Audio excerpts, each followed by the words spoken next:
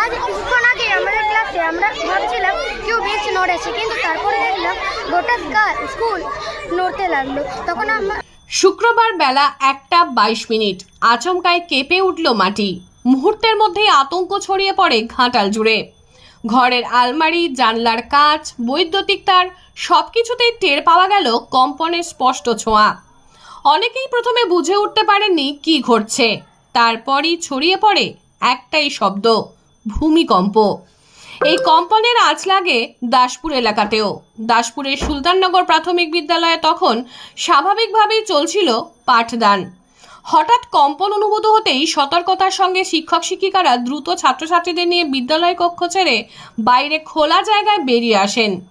শিশুদের মুখে ভয় থাকলেও শিক্ষকদের তৎপরতায় বড় কোনো বিশৃঙ্খলা হয়নি।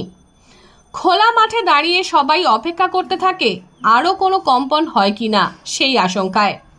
কিছুক্ষণ পর পরিস্থিতি স্বাভাবিক হলে স্বস্তির নিঃশ্বাস ফেলে সকলে।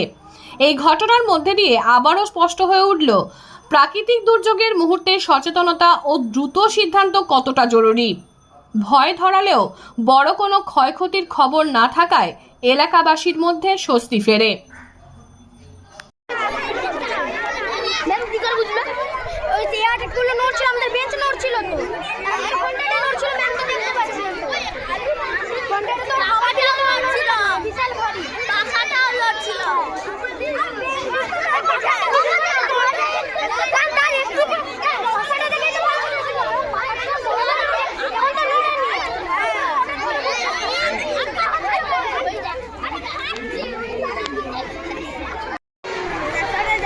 আজ কিছুক্ষণ আগে আমাদের ক্লাসে আমরা ভাবছিলাম কেউ বেঞ্চ নড়েছে, কিন্তু তারপরে দেখলাম গোটা স্কুল নড়তে লাগলো। তখন আমরা বুঝতে পারলাম আমাদের বিদ্যালয়ে ভূমিকম্প হচ্ছিল।